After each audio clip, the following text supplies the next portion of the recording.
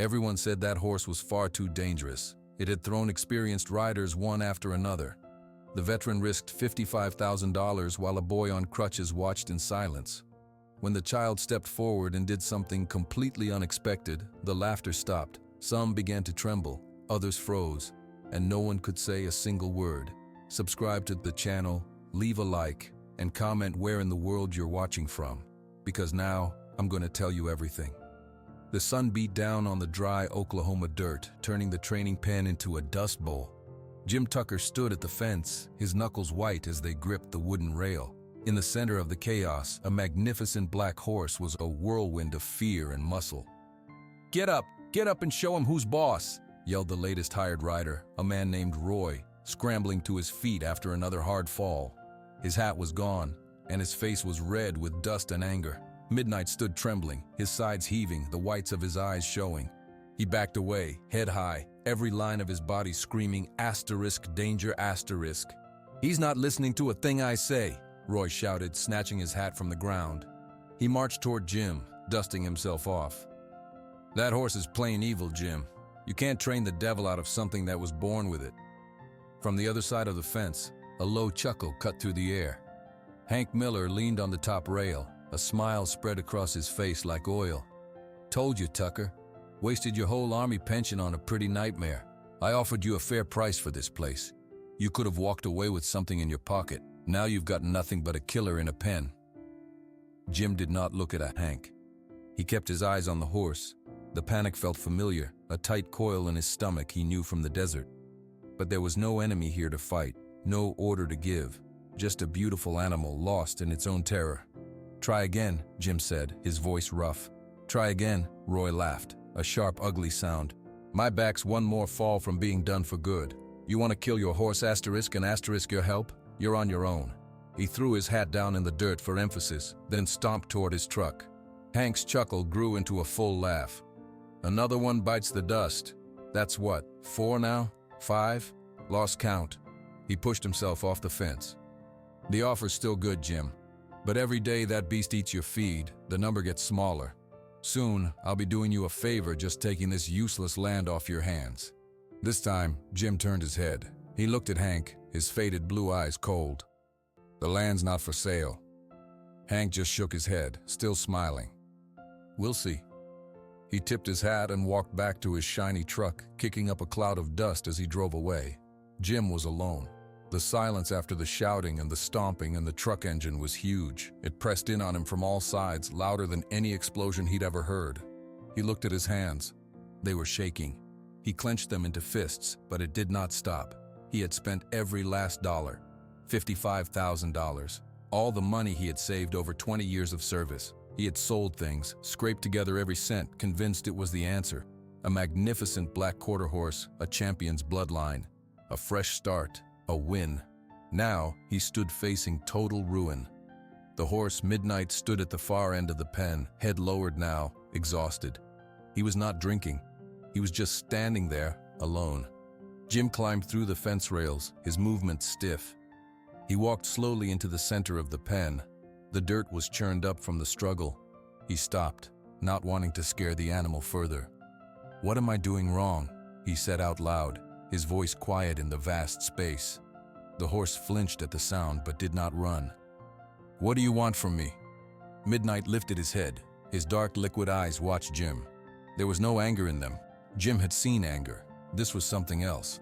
This was the look of a creature waiting for the next blow to fall. Jim thought about Hank's laugh. He thought about the townspeople in the feed store, their quiet nods and averted eyes. He knew what they said. Asterisk fool. Crazy. Broken. He felt the truth of it sink into his bones, heavy as stone. He had followed orders for 20 years. He had a purpose, a place. Now, he had nothing but quiet that screamed at him and a horse that could not bear to be near a person. He took one slow step forward. Midnight's ears twitched back, but he held his ground. Jim took another step. He was close enough now to see the fine tremble in the horse's shoulder, the sheen of sweat on his black coat. "I don't know what to do," Jim whispered, his confession lost in the open air. "I don't know how to fix this." He stood there for a long time, man and horse separated by 10 feet of dust and fear. The afternoon sun began to dip, stretching their shadows long across the ground. Jim saw no way forward, only the certain slow crash of a dream he was too stubborn to let go of. He did not see the small figure sitting on the fence by the road. He did not see the 10-year-old boy with sun-bleached hair, watching with large, quiet eyes. The boy had seen the whole thing. He saw the men yell. He saw the horse's fear. He saw the man's shaking hands. And he understood, in his own silent way, what nobody else seemed to see. The figure on the fence did not move until long after Jim had gone back into his house. Cody Jensen watched the man's stiff walk, the slump of his shoulders. Then his green eyes went back to the black horse. Midnight was still standing in the same spot, his head drooping. He was not eating the hay. He was not drinking the water. He was just being still. Cody shifted on the wooden rail, the smooth grain familiar under his palms. He came here every day after school. The long, slow walk from the bus stop was hard on his crutches, but he did it. This spot was his. From here, he could see the whole training pen and the big barn. He could see without being seen. His leg ached, a deep throb in the bone. He rubbed his thigh through his jeans, a slow, circular motion the physical therapist had taught him. He counted the fence posts to distract himself. 1, 2, 3. At school today, Billy Carson had pretended to trip over Cody's crutch in the hallway. "Watch it, Gimp," Billy had said, laughing as he walked away. The other kids had just looked down. Cody had said nothing. He never did. The words always got stuck somewhere between his heart and his mouth. But here, with the horses, the words did not matter. Animals did not care if you talked. They listened to other things. He saw the way Midnight flinched at every little sound. A truck backfiring on the distant road made the horse jump and skitter sideways, but a sparrow landing on the fence post only made Midnight turn his head and watch. His ears moved forward, curious, not back in fear. Cody understood that. "You're not mean," Cody whispered, his voice a soft breath the wind took away. "They're just too loud."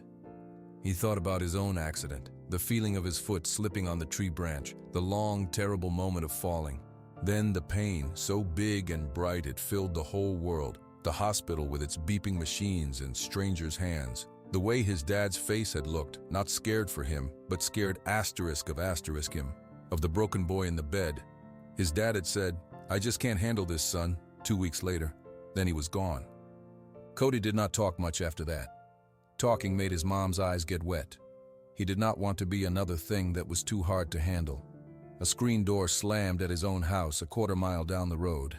His mom stepped onto their porch. "Cody, time for dinner!" He heard her, but he waited. He watched as Midnight, hearing the same slam, jerked his head up and trotted a nervous circle. The horse's heart was beating so fast Cody could see it pulsing in his neck. "It's okay," Cody murmured, as if the horse could hear him. "It's just a door." He carefully slid down from the fence, landing on his good leg with a small grunt. He positioned his crutches under his arms. The walk home was slow. Each swing forward was a careful calculation. He could not afford another fall. His mom, Linda, was waiting at the small kitchen table. Her nurse's scrubs were faded from many washings. She gave him a tired smile. "How was your day, honey?" "Okay," Cody said, sitting down carefully. He did not mention Billy Carson. "Did you stop by the Tucker place again?" He nodded, poking at his mashed potatoes. "That poor man," his mom sighed, passing him the peas. "Everyone says he's in over his head with that animal. I heard it through another rider today." "The man was yelling," Cody said quietly. "And he had a whip. It wasn't the horse's fault." His mom looked at him, her head tilted. "You sound pretty sure about that." "I watch," Cody said simply. He ate a bite of potato. "The horse is scared, not angry." "Well, Mr. Tucker must be pretty scared too," his mom said. "Spending all that money. Everyone's talking." Cody thought about Jim Tucker's shaking hands in the pen. He thought about the look on the man's face. It was not a mean look. It was a lost look. Cody knew that look too. He saw it in the mirror sometimes. The next afternoon, Cody was back on the fence. Jim was in the pen again, but this time he was not trying to ride. He was just trying to get near. He would walk slowly toward Midnight, his hand out. Midnight would let him get close, then spin and trot away, his eyes wide. Jim's shoulders got stiffer each time. His jaw was clenched tight. Cody could see the frustration coming off the man in waves, like heat from the pavement. Midnight felt it too. The horse became more agitated, his movements quicker, less predictable. Cody's fingers tightened on the rail. He wanted to say something, to tell the man to just be still, to breathe. The words buzzed inside his chest, but they would not come out. He was just a kid on crutches. What did he know? Jim stopped trying. He stood in the middle of the pen, his hands on his hips, head down. He looked defeated. After a minute, he walked out of the pen without looking back. Only then did Midnight relax. The horse let out a big sigh, his whole body shuddering. He walked over to the shadow of the barn and lowered his head. Cody watched, a strange feeling growing in his stomach. It was a mix of sadness for the man and the horse, and a sharp, clear understanding. He saw what they needed. They needed quiet. They needed someone who was not afraid of the silence or of being broken. He looked at his own crutches leaning against the fence. He looked at the big, scared horse. A connection, thin as a spider's thread, stretched between them in his mind. They were the same, not in how they looked, but in how they felt inside. He knew he could not walk into that pen, not with his crutches. The sudden movement would scare Midnight, but the knowing settled in him, heavy and solid. He did not know what to do with it yet, so he just kept watching as the sun began to set and the long shadows of the fence posts reached across the dusty ground like quiet fingers. A week passed. The morning air was already warm, holding the promise of another hot day. Jim stood by the corral gate, a knot of dread in his stomach. He watched a pickup truck rattle down his driveway, pulling a horse trailer. This was the last one, the final rider, a man from 2 towns over who claimed he could tame anything. The man's name was Clay. He was big, with a thick mustache and hands like slabs of meat. He got out of his truck and spat on the ground. He looked at Midnight, who was watching from across the pen, ears pinned back. "That's the famous problem child, huh?" Clay said, his voice a low rumble. "Pretty thing. We'll see how pretty he is after a real workout." Jim's jaw tightened. "Just go easy at first. Let him get used to you." Clay let out a short laugh. "Mister, horses don't need getting used to. They need knowing who's in charge." He pulled a long leather lead rope and a short crop from his truck. The crop wasn't a whip, but it was close enough. Midnight saw it and snorted, backing up several steps. Jim felt a cold trickle of doubt. "Maybe just the rope today." "You hiring me to pet him or to ride of him?" Clay asked, not looking at Jim. He unlatched the gate and walked into the pen with a confident, heavy stride. From his spot on the fence, Cody watched, his stomach in a fist. He saw the way Clay walked, too fast, too loud. He saw the crop in the man's hand. Cody's own hands gripped the fence rail so hard his knuckles turned white. He wanted to shout, to tell him to stop, but his voice was a trapped bird in his throat. Clay moved toward Midnight, talking in a loud, commanding voice. "All right, big fella, let's not make this harder than it has to be." Midnight danced sideways, his eyes wide and rolling. Clay moved quicker, swinging the rope to guide the horse. The rope snapped in the air with a sharp asterisk crack asterisk. The sound was like a gunshot to Midnight. He reared up, his front legs striking the air. Clay darted in, trying to grab the halter. He missed. The horse came down, spun, and kicked out with his back legs. The hooves missed Clay by inches. "You crazy devil!" Clay yelled, his face flushing with anger. He lunged again, this time cracking the crop against his own boot to make a loud, smacking sound. It was the wrong thing to do. Midnight exploded. He bucked, a series of high, twisting jumps that seemed to defy gravity. Clay managed to get a hand on the halter and pulled himself up, half throwing himself onto the horse's back. For 2 seconds, he was there. Then Midnight arched his back and sunfished, leaping and twisting at the same time. Clay flew through the air. He landed on his back in the dirt with a heavy, breath-stealing asterisk thud asterisk. The air went silent, full of dust and panic. Clay did not move for a long moment. Then he groaned, rolling onto his side. He pushed himself up slowly, coughing. He looked at Jim, his eyes blazing with pain and fury. "You," he gasped, pointing a shaking finger at Jim. "You can take your killer horse and go to hell. I'm done." He limped toward the gate, brushing dirt from his clothes. He stopped in front of Jim. "You're gonna get someone killed. That ain't a horse. That's a loaded gun with a heartbeat." He shoved past Jim, got in his truck, and drove away, the trailer bouncing behind him. Jim did not move. He stood frozen, watching the cloud of dust from Clay's truck drift away. The dream was over. He had thrown his last chance into the dirt. He felt empty, hollowed out. He heard the soft crunch of boots on gravel. Hank was there, leaning against his truck. He had seen it all. 2 other men from nearby ranches were with him, their hats in their hands.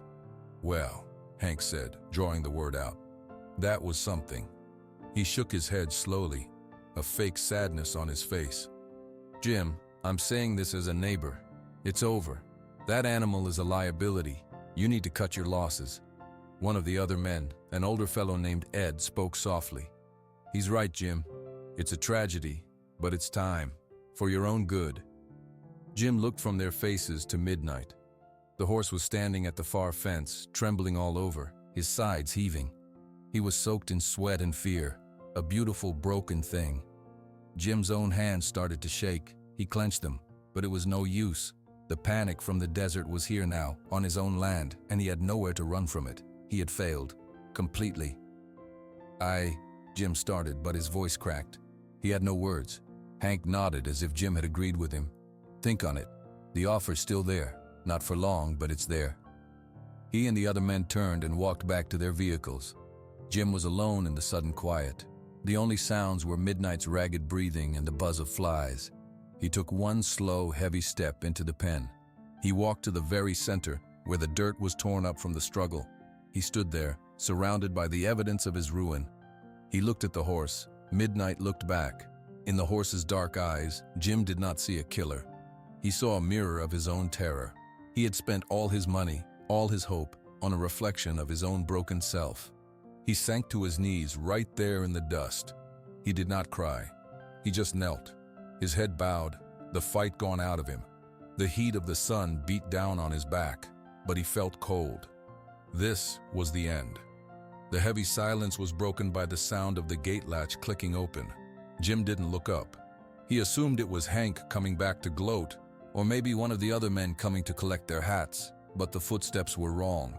They were not the solid thud of boots. They were a soft, uneven shuffle and a light asterisk, tap-tap asterisk on the hard-packed dirt. Jim lifted his head. Cody Jensen was standing just inside the pen, his small frame leaning on his crutches. The boy's eyes were fixed, not on Jim, but on the trembling black horse at the far end. "Mr. Tucker?" Cody's voice was so soft, Jim almost didn't hear it. Jim wiped a hand across his face, smearing dust and sweat. He pushed himself to his feet, his knees aching. "You shouldn't be in here, son. It's not safe. Go on home." Cody didn't move. He swallowed, his Adam's apple bobbing. "Can I try?" From the other side of the fence, a snort of laughter broke out. Hank and the other 2 men hadn't left. They were leaning against Hank's truck, watching the show. "Listen to that," Hank called out, his voice full of mean amusement. "The crippled kid thinks he's a cowboy now. You can't even walk right, boy. What are you gonna do, hop on one leg?" The other men chuckled, shaking their heads. Cody's cheeks flushed pink, but his gaze stayed on Midnight. The horse had gone still, watching the small new person in his space. "I don't want to ride him," Cody said, his voice a little clearer now. "Then what do you want?" Jim asked, his own voice tired and thin. "I just want to sit," Cody said. Before Jim could say another word, Cody moved. He carefully bent down, placed his crutches on the ground, and lowered himself to the dirt. It was a slow, painful-looking process. He used his hands to balance, his hurt legs sticking out stiffly. Finally, he was sitting cross-legged in the middle of the torn-up pen. Jim held his breath. Hank's laughter died away into a puzzled silence. Cody didn't look at the men. He didn't look at Jim. He looked at Midnight, who was staring back, ears forward now, curious. "Hey," Cody whispered. He took a deep, shaky breath, and then he started to talk. Not to Jim, not to the men, to the horse. "I fell out of a big tree. Over a year ago." His words were slow, simple. "It hurt real bad. My leg broke in 2 places. I had to go to the hospital. There were lots of noises there too, beeping, people talking loud. It was scary." Jim stood frozen, listening.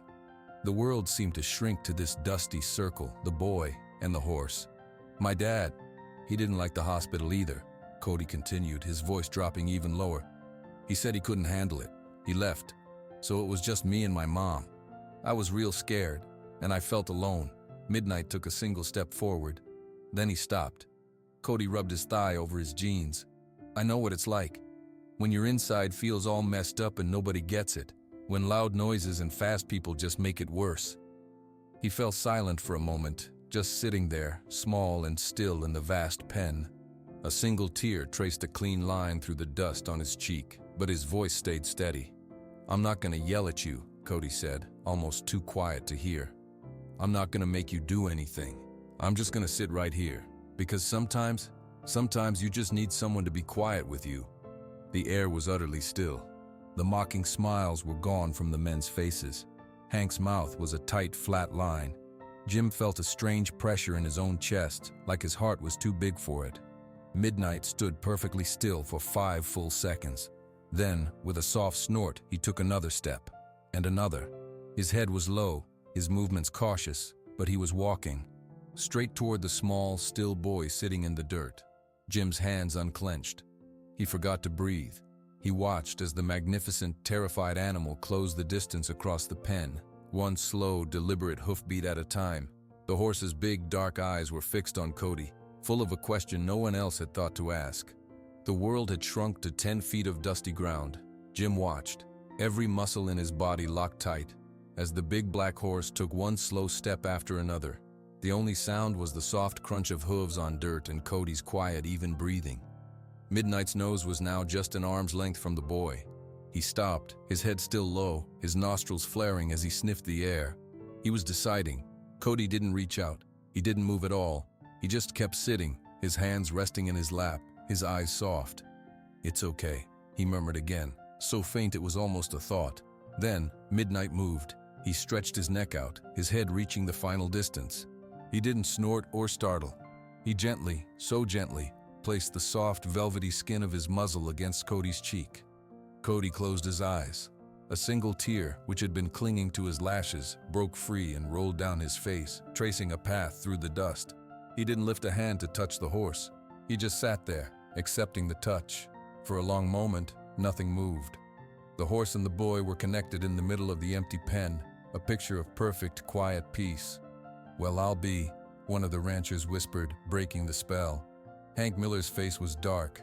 His plan, his easy path to Jim's cheap land, was crumbling right in front of him.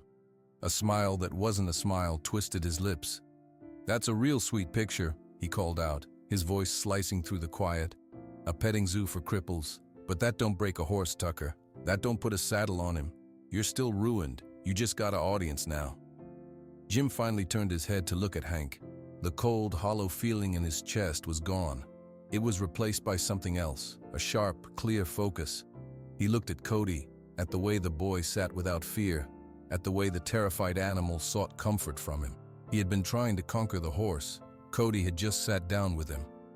You're wrong, Hank, Jim said, and his voice didn't shake anymore.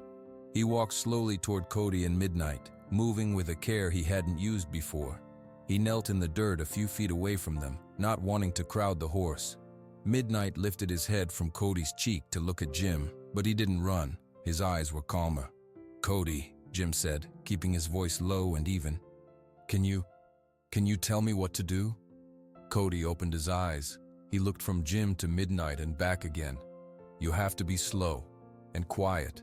He's not listening to words. He's listening to if you're scared or not, if you're mad or not. Jim nodded. He looked at the horse. I'm not mad, he said, though he wasn't sure who he was telling. I was just lost. He stayed kneeling, not coming any closer. Midnight took a step toward him, then stretched his neck out again. He sniffed Jim's outstretched hand, his warm breath puffing against Jim's skin. Jim didn't try to pet him. He just let him sniff. See, Cody said, a tiny, real smile touching his lips for the first time. He's just checking.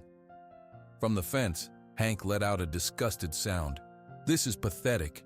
You're taking horse training advice from a 10-year-old invalid. You've lost your mind along with your money, Tucker. Jim stood up slowly. He turned to face Hank fully. I think you should leave now, Hank. The two men stared at each other across the fence. Hank's eyes were hard and angry. Jim's were tired but steady. Hank finally shook his head. This isn't over. A moment with a kid doesn't fix a crazy animal, you'll see. And when you come crawling, my offer will be even lower. He turned and got into his truck, slamming the door. The other two men followed him, their trucks kicking up gravel as they left. Silence settled over the ranch again, but it was a different kind of silence. It wasn't heavy or hopeless. It was quiet, like the space after a storm has passed. Jim looked down at Cody, who was carefully trying to get to his feet. Jim moved to help him, handing him his crutches. "You okay?" Cody nodded, getting his balance. "Yeah. Thank you," Jim said, the words feeling too small for what had just happened. Cody just shrugged, his eyes going back to Midnight. The horse was watching them both, his head up, but his body was relaxed. He took a bite of the hay from the ground, chewing calmly. "Do you think," Jim started, then cleared his throat. "Do you think you could come back tomorrow, after school, if it's okay with your mom?" Cody's whole face seemed to light up from within. "Yes," he said quickly. "I can come." "Okay then," Jim said. He looked at the boy and the horse, and for the first time since coming home, he felt a thread of something that felt like hope. It was thin, but it was real. "We'll try it your way." The next afternoon, the yellow school bus rumbled to a stop at the end of the long driveway. Cody swung down the steps, his backpack over one shoulder, his crutches finding their familiar rhythm on the gravel. He didn't go home first. He turned and made the slow walk toward Jim Tucker's ranch. Jim was waiting by the training pen. He had a halter and a soft rope in his hands, but he wasn't holding them tight. He was just standing there, watching Midnight. The horse stood under the shade of the barn, watching him back. "Afternoon," Jim said as Cody approached. "Hi, Mr. Tucker," Cody said, leaning his crutches against the fence. "Just Jim is fine." He looked down at the halter, then at the boy. "So, where do we start?" Cody thought for a moment. "We don't start with that," he said, pointing to the halter. "We start with just being there. He needs to know we're not going to do anything to him." Jim nodded slowly. "Okay. How do we do that?" "Can I sit in the pen again?" Cody asked. "If you're comfortable, sure." Jim opened the gate, and Cody carefully lowered himself to the ground inside, just like the day before. He sat in the dirt, his back against a fence post. Jim hesitated, then sat down too, a few feet away. It felt strange sitting in the dirt in the middle of the day. His body wanted to move, to act, to fix, but he forced himself to be still. For 10 minutes, they didn't speak. They just sat. Midnight watched them from across the pen. He took a few steps, then stopped. He took a few more. "He's checking," Cody whispered. "Checking what?" "If we're real. If we're gonna stay." Another 5 minutes passed. The horse began to graze on the sparse grass at the edge of the pen, but his eyes kept flicking back to them. Then, he took a direct step toward them, then another. Jim's instinct was to stand up, to move. He felt his muscles tense. "Don't," Cody said softly, as if reading his mind. "Just breathe out." Jim let out a long, slow breath he didn't know he was holding. He stayed seated. Midnight came closer. He stopped an arm's length from Cody, sniffing. Then he turned his big head and sniffed toward Jim. His nose was close to Jim's knee. Jim could smell the horse, a mix of hay and hide and dust. He kept his hands in his lap. Can I let him smell my hand?" Jim asked, his voice low. "Yeah, but do it slow, from down low." Jim slowly unclenched his fist. He lowered his hand, palm up, to his side. He didn't reach out. He just let it rest there. Midnight leaned in. His warm, soft muzzle touched Jim's fingers, sniffing thoroughly. His breath was hot. Jim didn't move. The horse lifted his head, looked at Jim for a long moment, and then took a single step back. He didn't run. He just stood there. "That was good," Cody said, and there was a real smile in his voice. They sat for a while longer. Jim finally spoke, keeping his eyes on the horse. "You were right, about him being scared. I couldn't see it before. I only saw the problem." "People see my crutches," Cody said quietly, looking at his own hands. "They don't see me. They just see the problem." Jim looked at the boy then, really looked at him. He saw the careful way he held himself, the quiet patience in his eyes. He wasn't just a kid who liked horses. He was someone who understood hurt. "I'm sorry about your dad," Jim said. It was hard to say. Cody just nodded. "It's okay." "It's not okay," Jim said. "But I get it. Feeling like you're too broken for people to stick around." Cody looked up at him then, his green eyes full of a question. "The Army," Jim said simply, and didn't say more. He didn't need to. Cody seemed to understand. After a while, Jim picked up the halter from the dirt beside him. "What about this?" "Maybe just show it to him," Cody suggested. "Let him look at it. Don't try to put it on." Jim held the halter up slowly. Midnight's ears went back for a second, then forward. He was curious. Jim laid it back down. "Tomorrow," Cody said. "Maybe tomorrow you can hold it closer. Let him smell it." They stood up slowly. Jim offered Cody a hand, pulling him gently to his feet and handing him his crutches. As they walked toward the gate, Midnight followed them, not right at their heels, but a few steps behind, watching. At the gate, Jim stopped. He took a single apple from his pocket. He held it out flat on his palm toward the horse. Midnight stretched his neck, his lips brushing Jim's skin as he took the apple gently. He crunched it, his eyes half closed. Cody grinned. "He likes apples." "Seems he does," Jim said, a feeling spreading in his chest that was warmer than the afternoon sun. It wasn't victory. It was simpler than that. It was the first step on a new path, and he wasn't walking it alone. He had a teacher who was 10 years old and a student who was a scared black horse, and for the first time in a very long time, that felt like enough. The good days turned into a week, then 2. Every afternoon, Cody would come, and he and Jim would sit with Midnight. They moved slower than molasses in January, but they moved. Jim could now walk into the pen, and the horse wouldn't run. He could rub Midnight's neck with a slow, firm hand. Cody could hold out a halter, and Midnight would lower his head to sniff it, his ears relaxed. One afternoon, Jim stood in the pen with the halter. He didn't rush. He let the horse see it, smell it. Then, moving like he was underwater, he slowly brought it up and slipped it over Midnight's nose and ears. He buckled it. The horse stiffened for a second, then let out a deep, shuddering sigh. "Good boy," Jim whispered, his heart pounding with a quiet joy. "That's a good boy." From his spot sitting in the dirt, Cody beamed. "He trusts you." They didn't see the dark blue pickup truck parked on the county road, half hidden by a cluster of scrub oaks. Hank Miller sat inside, his fingers tapping on the steering wheel. He watched through a small pair of binoculars. He saw Jim lead Midnight in a slow circle around the pen with just a lead rope. He saw the horse follow, calm and willing. He saw the boy talking and the man listening. He lowered the binoculars, his face a storm. This wasn't supposed to happen. The horse was supposed to be impossible. Tucker was supposed to be broke and desperate by now, ready to sell his 200 acres for pennies. But that kid, that crippled kid, had broken the spell. Hank drove to the watering hole, a dim bar on the edge of town. He sat on a stool and ordered a beer. His friend, a man named Roy, who sometimes helped with cattle, sat down next to him. "Saw you parked out by Tucker's place," Roy said, sipping his own drink. "Checking on the competition?" "Ain't no competition," Hank grumbled. "He's turning that place into a petting zoo. Him and that gimp kid are whispering to that devil horse like it's a baby, and the damn thing is listening." Roy chuckled. "Heard that? Crazy, huh? Maybe the horse just needed a different touch."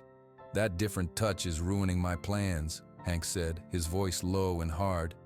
"My dad always said that land should have been ours. Old man Tucker undercut him on a deal 50 years ago.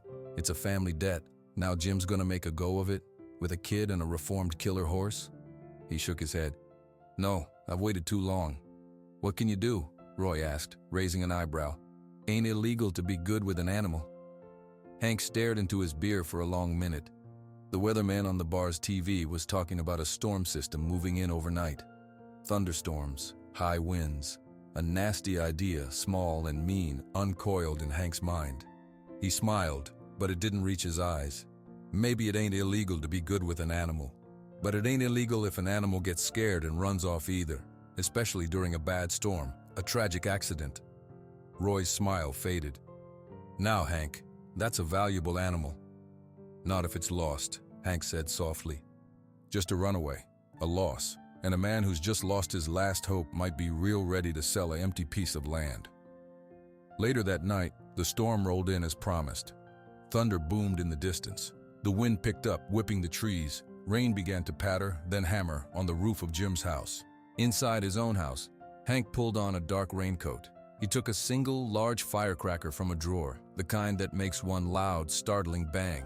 He drove his truck with the lights off, parking far down the road from Jim's ranch. He walked the rest of the way through the lashing rain, his boots sinking in the mud. He could see the outline of the barn and the training pen. Midnight was in a small paddock next to the barn, sheltered by a lean-to, but the horse was pacing nervously, his shape a moving shadow against the flashes of lightning. Hank moved close to the fence, keeping to the shadows. He pulled out the firecracker and a lighter. The plan was simple: light it, toss it near the horse. The explosive bang would send the animal into a blind panic. He'd jump the fence, he was strong enough, and run. He'd run for miles in this storm. They'd never find him. He shielded the lighter with his coat. The small flame caught the fuse. It began to sizzle. He threw the firecracker over the fence. It landed in the mud with a splat, right near the lean-to. The bang was enormous, a sharp, violent crack that cut through the roar of the storm. Midnight screamed, a high, terrified sound. He reared up, his front legs striking the air. He came down, spun, and with a powerful surge crashed straight through the wooden rail fence. Splinters flew. He didn't hesitate. He galloped into the driving rain, into the pitch-black night, and was swallowed whole by the storm. Hank stood in the rain, a slow smile spreading across his face. He turned and trudged back through the mud to his truck. It was done. Jim Tucker's last hope was now running scared into the Oklahoma darkness, and Hank was sure he would never see that black horse again. The crash of splintering wood was swallowed by a boom of thunder. Inside his house, Jim Tucker shot upright in bed. That wasn't just thunder. It was the sound of breaking fence. He pulled on his boots and a raincoat and ran outside into the lashing storm. The beam of his flashlight cut through the dark, revealing the mangled remains of the paddock fence. The gate was still closed and latched. Midnight hadn't gotten out. He had smashed asterisk through asterisk. "Midnight!" Jim yelled, his voice lost in the wind and rain. He shone the light around the empty paddock, the empty field beyond. Nothing. The horse was gone. His heart hammered against his ribs. He spent an hour in the storm, calling until his voice was raw, his flashlight beam growing weak. He found only churned mud and tracks leading off into the darkness toward the open prairie. Defeated, soaked, and cold, he went back inside to wait for dawn. The first gray light revealed the damage clearly. The top two rails of the strong fence were shattered. Jim was staring at the wreckage when he heard the familiar asterisk tap-tap asterisk of Crutches on the wet gravel. Cody's face was pale. He saw the broken fence and his eyes went wide. "Where is he?" "He ran," Jim said, his voice flat. "Last night in the storm. Something spooked him bad. He's gone." Cody moved closer to the broken fence, his eyes scanning the ground. He was scared, really scared. "I know," Jim said, running a hand over his face. "Tracks head east, into the open land. He could be 10 miles away by now. Or hurt." The old feeling of failure was rising in his throat, bitter and familiar. They spent the morning calling, walking the edges of Jim's property. They found nothing. The vast Oklahoma prairie had simply taken the horse back. Back at the broken fence, Jim leaned against a post.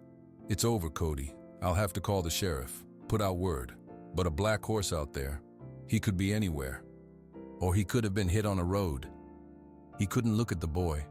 Cody was quiet for a long time. He wasn't looking at the open prairie. He was looking at the broken fence, the sheltered lean-to. He was thinking. "They're wrong," Cody said suddenly. "What?" "The tracks go east," Cody said, his voice soft but sure. "But that's where the noise was, the thing that scared him. He wouldn't run toward the scary thing." Jim looked at the tracks again. The kid had a point. "So he ran the other way?" "No," Cody said, shaking his head. "He just ran asterisk away asterisk, but Midnight doesn't like big open spaces. They're not safe. When he's scared, he looks for a small, dark place to hide. He likes corners. He likes the barn. He wouldn't just run across the open fields." A tiny spark of hope flickered in Jim's chest. "Where then? There's nothing but open land for miles." Cody turned and pointed north past Jim's property line. "The old Miller farm. It's abandoned. It has that old storm cellar. The door is always partly open. It's small, it's dark, it's quiet.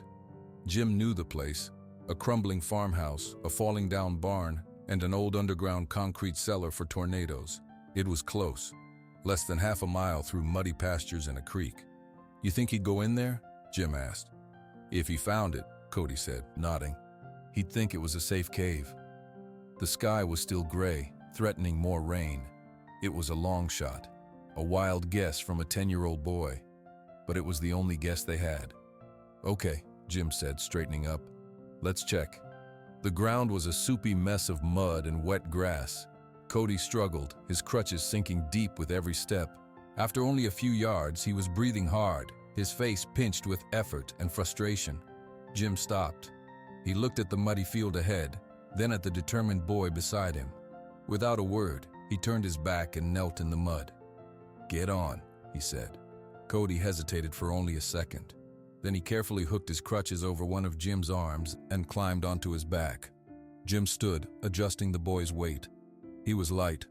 Jim started walking, his boots making sucking sounds in the mud, carrying them both toward the old Miller place, toward a sliver of hope that was as fragile as a spider's web in the rain. The mud sucked at Jim's boots with each step. Cody's weight on his back was steady, the boy's breath warm against his neck. They crossed the shallow, rushing creek, the water cold even through Jim's boots, and climbed the sloping field toward the abandoned farm. The old Miller place was a sad sight. The farmhouse roof had caved in, the barn leaned heavily to one side, and there, set into a small hillock, was the old storm cellar. Its heavy wooden door was indeed propped open a few inches with a rock, a dark slit leading underground. Jim set Cody down carefully on a drier patch of grass. He handed the boy his crutches. They both looked at the dark opening. "You really think he's in there?" Jim whispered. The hope felt dangerous. Cody just nodded, his eyes fixed on the door. Jim walked forward slowly. The rain had softened to a cold drizzle. He placed his hands on the rough, wet wood of the cellar door. "Hello?" he called inside, his voice gentle. "Midnight? You in there?" No sound came from the darkness. No hoofbeats, no nervous snort. Jim looked back at Cody, who gave him an encouraging nod. Jim took a deep breath and pulled the heavy door. It creaked open, revealing a set of concrete stairs descending into blackness. The smell of damp earth and old concrete wafted out. Jim pulled a small flashlight from his pocket and clicked it on. The beam cut through the gloom, illuminating the stairs, the dirt floor. It swept across empty shelves, and then stopped. There, in the farthest, darkest corner, stood a shape. A tall, black shape, trembling. Two eyes reflected the flashlight beam back at them, wide and white-rimmed. Midnight. He was covered in mud, his coat streaked and wet. A long scratch marked his shoulder from the broken fence. He stood perfectly still, pressed into the corner as if trying to become part of the wall. "He's here," Jim breathed, the words full of wonder. He didn't rush forward. He remembered Cody's way. He sat down on the top step of the cellar, blocking the doorway but not entering. Cody slowly sat down beside him, letting his legs dangle over the step. They didn't go in. They just sat in the doorway, letting the gray daylight spill in around them. For several minutes, no one moved. The horse watched them. Jim could hear the animal's rapid, frightened breathing. "He's really scared," Cody whispered. "I know," Jim said. And then, something loosened inside him. The words he had locked away for years found a crack and began to seep out. He didn't look at Cody. He looked at the scared horse in the dark. "I get scared too, fella," Jim said, his voice low and rough. "I spent 20 years in the army. I saw a lot of things. Things that don't go away when you come home. Sometimes a loud noise or the dark. It makes my heart pound. Makes me feel like I'm back there. Makes me feel broken." Cody listened, his head tilted.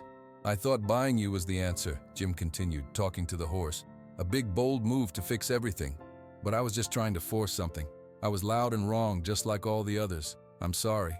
Midnight's head lowered a fraction. His breathing began to slow. "Cody showed me a different way," Jim said. "He showed me it's okay to just sit with the scared parts. You don't always have to fight them." He fell silent. The only sound was the drip of water from the cellar roof.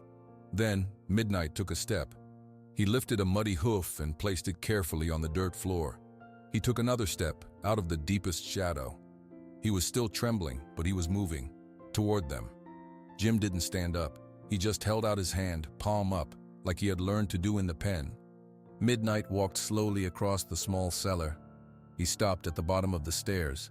He stretched his neck up, his nose quivering. He sniffed Jim's hand. Then he turned his head and gently nudged Cody's knee with his wet nose. Cody smiled, a real, full smile. "Hi," he whispered to the horse.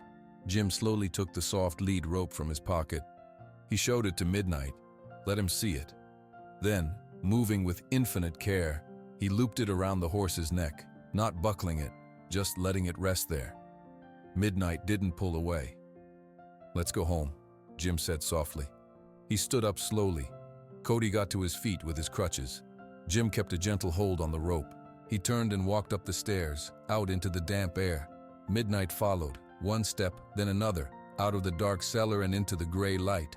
Jim didn't pull him. Cody didn't push. They just walked, side by side, the man, the boy, and the horse, leaving the dark hole behind and heading back through the muddy field toward the ranch, toward the home they were slowly building together. The walk home through the muddy field was slow and quiet. Midnight walked between them, his head low, trusting the loose rope around his neck and the people at his side. When they reached the broken paddock, Jim didn't put him back in it. He led him straight into the big, quiet barn and into a clean stall full of fresh straw. Cody fetched a bucket of water while Jim found a clean cloth. They worked without talking, wiping the mud from Midnight's coat, checking the scratch on his shoulder. It was shallow, nothing serious. The horse stood still for them, his eyes half closed, exhausted. "He needs to rest," Jim said finally, his voice a soft rumble in the quiet barn. "So do you," said a voice from the doorway. Cody's mother, Linda, stood there, her arms crossed, worry lining her face. "Cody, when you weren't at home after school, I drove over. I saw the fence." She looked at the horse, then at her son's muddy clothes, then at Jim. "What happened?" "Midnight got spooked and ran off in the storm," Cody explained, his words quick. "We found him. He's okay." Linda walked in, looking at the calm horse, then at her son's tired but bright face. "You found him, in all that?" "Cody knew where to look," Jim said. He met Linda's eyes. "He was right. I wouldn't have found him without your boy." Linda put a hand on Cody's shoulder. "It's getting dark. Time to come home for dinner." Cody's face fell, but he nodded. He gave Midnight one last pat and turned to go. "Linda," Jim said, stopping her. He wiped his hands on his pants, suddenly nervous. Would it be okay if Cody stayed for dinner here tonight? I've got stew on the stove. It's no trouble. And you're welcome too. It's the least I can do." Linda hesitated, looking from Jim's earnest face to her son's hopeful one. She smiled, a tired but genuine smile. "I have an early shift tomorrow, but Cody can stay if he wants to. Just get him home by 8? Cody nodded eagerly. "I will. Thanks, Mom." After Linda left, Jim and Cody ate stew at the small kitchen table. The house, usually so quiet, felt different. It felt occupied. After dinner, they went back out to the barn to check on Midnight one last time. The horse was sleeping, lying down in the deep straw, a sure sign he felt safe. The next morning dawned clear and bright. The storm had washed the world clean. Jim was mending the broken fence when Cody arrived, his school backpack slung over his shoulder. "Need a hand?" Cody asked. "I could use an expert fence inspector," Jim said, handing him a hammer. They worked in comfortable silence for a while. The only sounds were the call of birds and the steady tap of the hammer. Then the familiar sound of a truck engine made them both look up. Hank Miller's dark blue pickup slowed as it passed the ranch. Hank's face was visible through the window. He saw the mended fence, he saw Jim and Cody working together, and he saw in the training pen, Midnight. The black horse was standing calmly in the sun, his coat gleaming, watching the world with peaceful eyes. Hank's truck didn't stop. It didn't even slow down all the way. It kept going down the road and around the bend, out of sight. Jim put down his hammer. He knew in his bones that Hank wouldn't be back. The fight was over. That afternoon, Jim drove Cody home. He walked him to the door where Linda was waiting. "Linda," Jim began, his hat in his hands. "I was wondering, I could use some regular help on the ranch, with the horses, the fences." The pay wouldn't be much at first, but it's honest work. And I'd like to teach Cody to ride properly when he's ready, if that's all right with you." Linda's eyes went soft. She looked at Cody, who was trying hard not to bounce with excitement. "I think," she said slowly, "that would be very all right for both of us." So a new routine began. Linda worked fewer double shifts. Cody came to the ranch every day after school. He did his homework at Jim's kitchen table. He learned to brush and care for midnight. And one still, golden afternoon, with Jim holding the lead rope and speaking in a low, steady voice, Cody sat in a saddle on Midnight's back for the first time. The horse stood solid and calm beneath him, and Cody's smile was as wide as the Oklahoma sky. They were not a loud family. They did not have big celebrations. But in the quiet of the barn, in the shared chores, in the peaceful rides at sunset, they built something strong. Jim's quiet ranch was no longer a place for screaming silence. It was filled with the sounds of healing, the contented munch of a horse, the tap of crutches on a path, the easy talk between a man and a boy who had both been broken and who had found a way to be whole together. They had saved a horse. They had saved a ranch. But most importantly, in the simple act of sitting together in the dirt, they had saved each other.